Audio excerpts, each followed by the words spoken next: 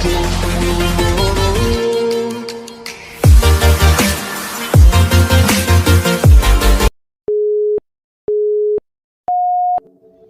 kita membahas aset lancar di video sebelumnya, selanjutnya kita akan membahas aset tidak lancar.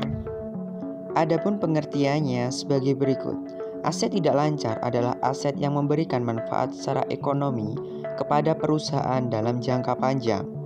Periode waktu perolehan manfaat ini umumnya lebih dari 1 tahun. Adapun jenis-jenis aset tidak lancar sebagai berikut.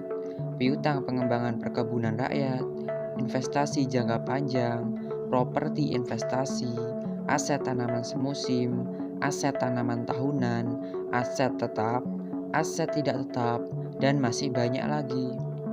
Pengertian piutang PPR atau pengembangan perkebunan rakyat adalah piutang yang timbul dari program pemerintah untuk pengembangan perkebunan rakyat yang akan diselesaikan lebih dari 1 periode akuntansi seperti program PIR dan KKPE. Adapun dasar pengaturannya terdapat di dalam PSAK 50, PSAK 55, dan PSAK 60. Adapun perlakuan akuntansi untuk piutang PPR sebagai berikut. A. Pengakuan. Saat pengakuan awal, piutang PPR diakui pada saat penyerahan aset atau pembayaran sebesar nilai wajarnya atau biasa dengan disebut biaya perolehan. B. Pengukuran. Piutang PPR diukur sebesar biaya perolehan yang diamortisasikan dengan suku bunga efektif. Untuk penyajiannya, piutang PPR disajikan dalam kelompok aset tidak lancar. Hal-hal yang harus diungkapkan antara lain rincian piutang PPR berdasarkan jenis dan jumlahnya, cakupan dan sifat, kebijakan dan metode akuntansi yang digunakan termasuk kriteria pengakuan dan dasar pengukuran, piutang yang dijadikan agunan jika ada, pengungkapan lainnya. Ilustrasi jurnal pada saat pengakuan awal, maka piutang PPR didebet pada kas dan setara kas atau pos terkait di kredit. Pada saat penyelesaian, kas dan setara kas didebet piutang PPR di kredit. Jenis yang kedua, investasi jangka panjang. Investasi jangka panjang adalah investasi yang tidak segera dicairkan dan dimaksudkan untuk dimiliki lebih dari 12 bulan yang berbentuk aset keuangan.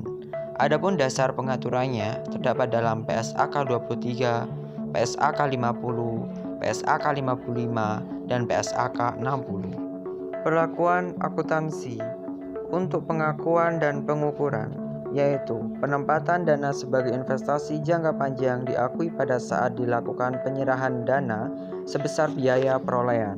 Selanjutnya pengungkapan. Hal-hal yang harus diungkapkan antara lain cakupan dan sifat instrumen keuangan, kebijakan dan metode akuntansi yang digunakan, dan pengungkapan lainnya. Adapun ilustrasi jurnal sebagai berikut. Pada saat perolehan, investasi jangka panjang pada kas dan setara kas. Pada saat pendapatan bunga, kas dan setara kas pada investasi jangka panjang. Pada saat penurunan nilai, kerugian penurunan nilai pada cadangan penurunan nilai. Pada saat jatuh tempo, kas dan setara kas pada investasi jangka panjang. Aset tanaman semusim adalah aset tanaman perkebunan semusim yang belum menghasilkan, biasa disebut dengan aset pembibitan. Adapun dasar pengaturan aset tanaman semusim yaitu terdapat di dalam PSAK 16 dan PSAK 48.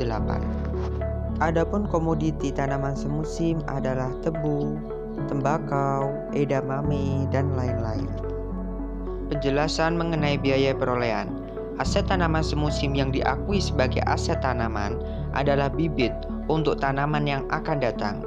Biaya yang diakui antara lain biaya input atau harga bibit, biaya proses meliputi biaya tenaga kerja langsung, biaya penyiapan lahan, dan lain-lain. Alokasi biaya tidak langsung, biaya penyisipan atau sulaman. Adapun perlakuan akuntansi untuk aset tanaman semusim adalah: A. Pengakuan dan pengukuran. Biaya perolehan aset tanaman semusim diakui sebesar akumulasi biaya yang dapat dikapitalisasi sampai menjadi tanaman siap panen. B. Penyusutan. Penyusutan aset tanaman semusim diakui sebagai penambahan biaya perolehan persediaan yang dihasilkan. C. Penyajian. Aset tanaman semusim disajikan dalam kelompok aset tidak lancar. Adapun hal-hal yang harus diungkapkan antara lain: rincian jenis dan jumlah aset tanaman semusim, yaitu aset tanaman pembibitan, dasar penilaian untuk menentukan jumlah bruto aset, metode penyusutan yang digunakan, rekonsiliasi jumlah tercatat awal dan akhir periode, umur manfaat, dan tarif penyusutan. Adapun ilustrasi jurnal yang dipakai sebagai berikut. Pada saat perolehan aset tanaman semusim pada beban input, beban tenaga kerja langsung, dan beban bunga yang dikapitalisasi. Pada saat penyusutan, beban penyusutan pada akumulasi penyusutan. Pada saat penurunan nilai, kerugian penurunan nilai pada akumulasi penurunan nilai. Pada saat penghentian pengakuan, akumulasi penyusutan, akumulasi penurunan nilai pada aset tanaman semusim. Selanjutnya, mengenai aset tanaman tahunan. Aset tanaman tahunan adalah aset tanaman perkebunan yang terdiri dari tanaman belum menghasilkan atau TBM dan tanaman telah menghasilkan atau TM. Adapun dasar pengaturan di PSAK 16 dan PSAK 48. Penjelasan mengenai biaya perolehan. 1.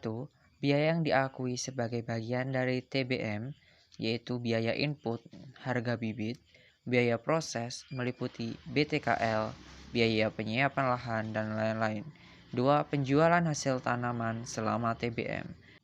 Biaya penyisipan meliputi pendekatan areal dan pendekatan pohon. Adapun penyusutan aset tanaman tahunan dimulai ketika tanaman belum menghasilkan, direklasifikasi ke tanaman menghasilkan. Adapun umur manfaat yang digunakan untuk perhitungan penyusutan menggunakan metode garis lurus dengan taksiran umur manfaat, yaitu kelapa sawit 25 tahun, karet 25 tahun, kakao 25 tahun, teh 50 tahun, kina 15 tahun, kopi 40 tahun. Adapun perlakuan akuntansi, pengakuan, dan pengukuran, yaitu biaya perolehan TBM sebesar akumulasi biaya yang dikapitalisasi ke TBM. Biaya perolehan TM sebesar nilai tercatat TBM yang direklasifikasi ke TM. Penyajian. Aset tanaman tahunan disajikan dalam kelompok aset tidak lancar. Untuk pengungkapan, rincian jenis dan jumlah aset tanaman tahunan, metode penyusutan yang digunakan, umur manfaat atau tarif penyusutan yang digunakan, dan pengungkapan lainnya. Berikut ini merupakan ilustrasi jurnal yang dipakai untuk pencatatan aset tanaman tahunan. Pada saat perolehan, yaitu aset tanaman belum menghasilkan pada beban input, beban tenaga kerja langsung, beban bunga yang dikapitalisasi. Adapun pada saat reklasifikasi aset tanaman belum menghasilkan menjadi tanaman menghasilkan, yaitu aset tanaman menghasilkan pada aset tanaman belum menghasilkan. Pada saat penyusutan, beban penyusutan pada akumulasi penyusutan. Pada saat penghentian pengakuan, akumulasi penyusutan pada aset tanaman menghasilkan. Terima kasih teman-teman telah mendengarkan penjelasan kakak. Apabila ada teman-teman yang bingung, silakan bertanya di kolom komentar. Demikian tadi merupakan penjelasan aset tanaman perkebunan tidak lancar. Semoga bisa bermanfaat ya. Terima kasih. Wassalamualaikum warahmatullahi wabarakatuh.